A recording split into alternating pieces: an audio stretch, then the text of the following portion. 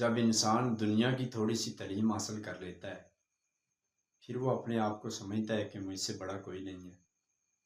कुर्बान जाऊं मियाँ मोहम्मद बख्श साहब क्या खूब लिखते हैं। पढ़ने दा न तुमान करी,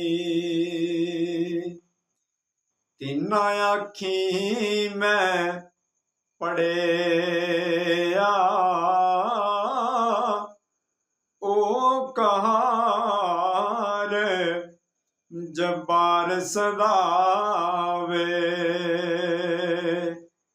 मत्ता रोड़ सुटे दुध कड़िया, अदिल करे ते थर थर कंबण,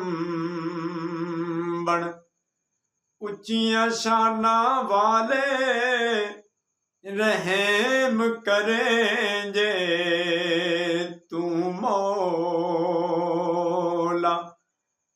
बख्श जान मैं जे मुँह काले। अल्लाह की हमद का बहुत बड़ा शेर है। मियाँ साहब कहते हैं कि सभी कहते हैं अल्लाह मेरा है, अल्लाह मेरा है, लेकिन मज़ा तब है जब अल्लाह कहे कि तुम भी मेरे हो। कि सारे आखण तू मेरा मेरा, ते मैं भी आखां तू मेरा, की कट जांदा रब्बा तेरा, किते तू भी आखे तू मेरा।